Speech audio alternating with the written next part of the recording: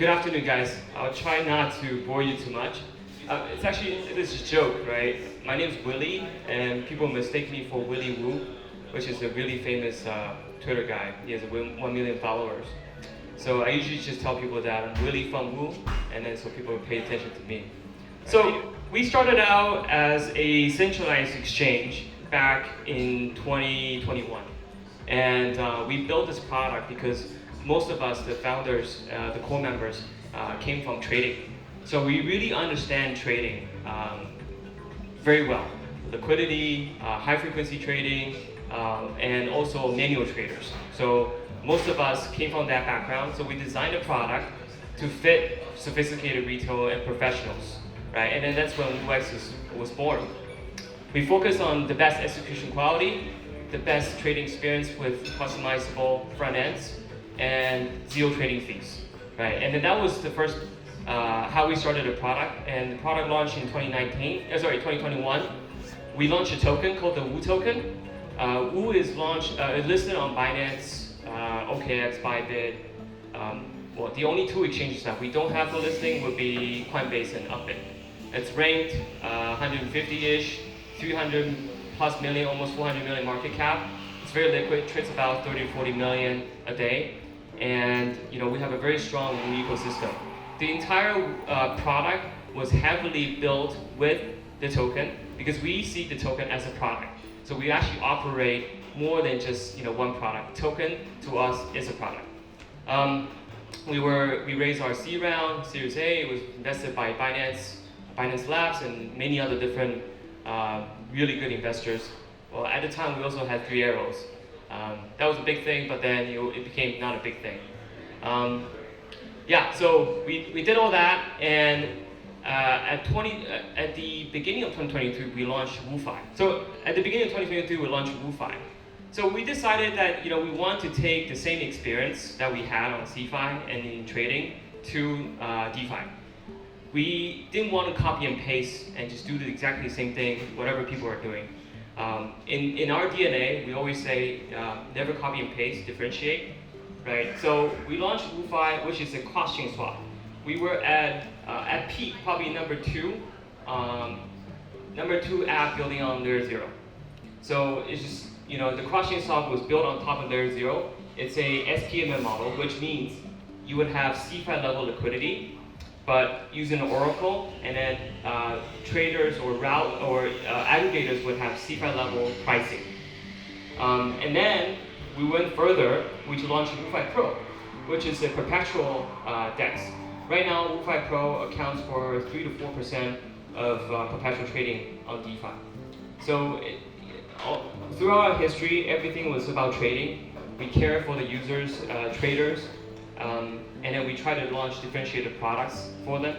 And we use all the products that we have and gate it for the token.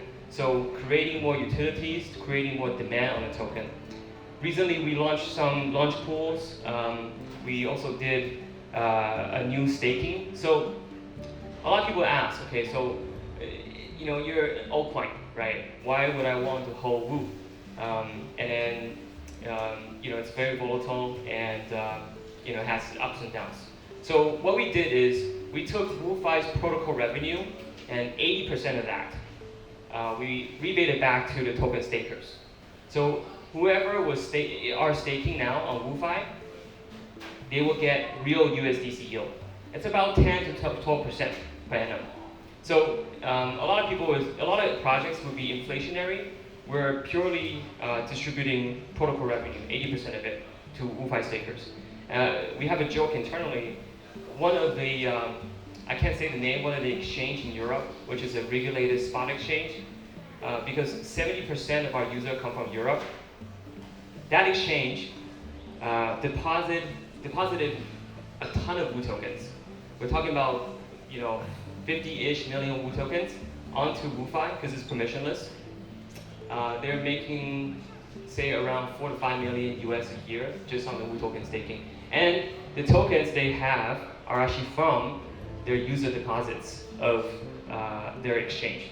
So WooFi at some point became like a B2B business, right? But anyway, So it just shows you that the power of staking, if you were to pay people your protocol revenue, we wanted to make it truly decentralized, and later we'll have decentralized governance.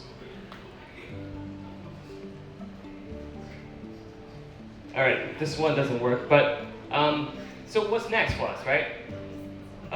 There's a couple of things. One is, we want to continue to build better apps. A lot of people have asked us in the past, because we've been around for quite a long time. We also invest into projects. We have a very good ecosystem, and on top of that, we have a pretty strong token. People asked us if we ever want to build a chain, and our answer was always no, because we really believe that crypto needs better apps. So we've done that since the beginning to build superior apps, trading experiences for users. We'll continue to do so, and to a point where we launched a program called Wayfinders. This Wayfinders program is to specifically invest into applications, but the investment is not driven by return. It's actually driven by how we can build the ecosystem together, and it's almost like a grant. So if anyone here, is looking for, working with WOO, the app, the exchange, as well as DeFi, we're happy to speak with you guys. We would love to provide support with our ecosystem, with DNA, and to see if we can help you to build through your community in Europe as well as APAC. The second thing we're doing, because we firmly believe that crypto is still too hard. So we've built for professionals in the past, but it's still hard for retail, right? Still hard for the everyday users, and that's wrong. To us, I think that is not the correct way to go forward. Users should not learn about DeFi or CeFi. They don't really have to understand it, right? We should abstract that away. So our mission next is an abstraction of CeFi and DeFi on the front end, on the user front end. We're doing this by launching a new product that should be launched next year, early next year, and also incorporating functions and features driven by AI. I know it's a buzzword, but we actually really invest into this. So it would be, in the form of trading co-pilots, risk management, portfolio management, as well as abstraction of DeFi earn, DeFi bridging, as well as the wallet. So we're going to combine that experience together with our new product coming up. And lastly, it's something that we're going to launch next week, actually. We were looking at copy trading, right? So like I said before, everything that we do, we try to differentiate ourselves and don't copy and paste. Many of you may have used copy trading in the past, and the experience is actually terrible. If you go on any other exchanges right now, use copy trading, what you'll find is that it's very marketing driven, and a trader could be long on this platform and could be short on that platform. He himself is delta neutral, but you're betting on his portfolio. Also, good traders, what we found, good traders don't want to be elite traders, because good traders don't want to be responsible to perform or outperform the market 24/7, right? They rather just trade themselves. So we created this thing. It's still copy trading. We call it social trading. We created this thing called counter trading. So, it's pretty easy to understand. Now you can counter trade the lead trader, right? So what we did is this counter trading is to bet against the lead trader portfolio. What happens is, if you think this lead trader is going to underperform for this period of market, you can actually short the entire portfolio. So it gives the freedom to choose for the copiers. And second, the lead traders now no longer have to feel responsible to perform 24/7, right?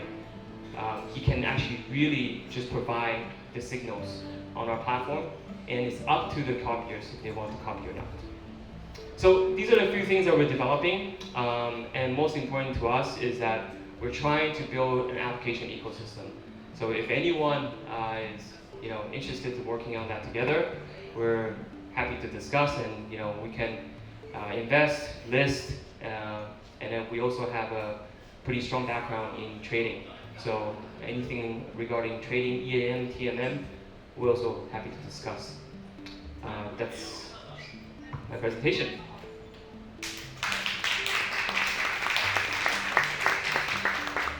So your ecosystem and your platform primarily has traders from Europe, you mentioned, and Asia, or just mostly Europe? It's about 70-ish% now from Europe, and then the rest are from APAC. Yeah, the reason for this is that actually most of our team are based in APAC, about a third in Europe. We're very organic in the Netherlands. That's where we started. There was a very strong community from the Netherlands, and then spread out through Belgium, Norway, Sweden, and then also UK, France, and Spain. So that's where most of our communities are from. And I was sharing with Chris. So what you see with the traders from East and West is that guys here really produce like good volume because they're on maybe a 1000x, for example. But the guys in Europe are very, very strong. They're sticky. They traditionally have better P&L, better Sharpe ratio, lower drawdown. Yeah, so they're pretty sticky. And how many new tokens are you listing, monthly, quarterly? And then what does it take for a token to get listed with you guys? I'll give an example. For Q1, we listed total about 45 tokens, and Q2 it was slower. It was about 30, right? For us, its priority is ecosystem projects, right? And then second is we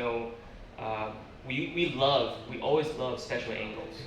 So anything we can do to be differentiative, we'll prioritize that. And obviously, the third thing is, we have those standard processes where we evaluate a project to list. Yeah, so that goes from, socials, community engagements, the tech, the founding teams, and also the investors, and then also to tokenomics. So we have a research team in-house to do that with projects. Hey there, I have a few questions. The first is you mentioned that you're a decentralized type of exchange. And so I'd love you to say a little bit more about that. When I think of an exchange, I think of like CXs, I think of Coinbase, I think highly centralized. So if you could just say a little bit more about that to start, and I'll ask my next question. Yeah, sorry, maybe I wasn't clear enough. So we have WooX, which is the centralized exchange, KYC and everything, right? Where WooFi is a decentralized exchange. We started a year after WooX. So the decentralized part has two core offerings: cross-chain swap and perpetuals called WooFi Pro. Yeah, and obviously the perpetual is much bigger now, given the nature of the asset, accounting for 3 to 4% of the market share. Cool. My second question is when you compare yourselves to like a Coinbase or like an MEXC, how different are you in terms of size, right? Like, any startups that I'm working with that are looking to list and looking to sort of get on board it, I'm just wondering what you guys are doing, maybe how that's a bit different, how you're positioned in the market. Like, I like that you said that you are a sort of trader's app. If you think something's broken, you guys will fix that, but just maybe say like a little bit more about how you compare it to the really big fish. Yeah, it's a good question. I think it's something that most people would ask us, right? Why would I choose you over Binance or Coinbase? So this is how I usually tell people is that we are not your primary choice in terms of listing on the CeFi side, right? We're complementary. So which means that because we know we're smaller, so we're willing to go above and beyond for projects. So that means that we will utilize our network, 200 plus KOLs, community across different regions that we have, as well as just promote the shit out of you, right? So that's what we do. It's because we know we're smaller, right? So that's on the CeFi side. And on the DeFi side, there's not a lot of listing per se, right? It's more like, okay, well, can my projects integrate with our DeFi swap? So can we route through you guys? Can we offer different earn products or yield vaults on WooFi, right? So that's what we do with projects. And so at the end, usually when we take this question from projects is that we want to provide the ecosystem. So because we're still smaller, we can navigate and push our ecosystem to do one thing together. Whereas the bigger guys, you have to go through some bureaucracies, departments here, departments there, and then they're going to charge you an arm and a leg for something that may not work out. Last question, like, are you guys in US and Canada? And if you're not, can you just say like a little bit about why or like your timeline? We have not accepted US Nexus since day one. So we have no exposure to the US. And we want to stay away from, I was telling Chris about this. I told my team early on, I was like, if we were dependent on the US for business, then we don't have one. So that's kind of the route we chose. So most of our exposure are in Asia and APAC. Are you guys planning to come up to US and Canada or? No. Yeah, that's unfortunate, but I think that we'll stick with our plan on that. Is that because of regulations? Yes, it is. Yeah. I think US is another league of its own. If you want to do US well, you have to be laser focused, right? And then you have to be on the ground. And we just couldn't do that. Not yet. Well, hopefully one day. Yeah. Go buy Coinbase, maybe. Kidding. Okay, thank you guys. Thank you for the opportunity.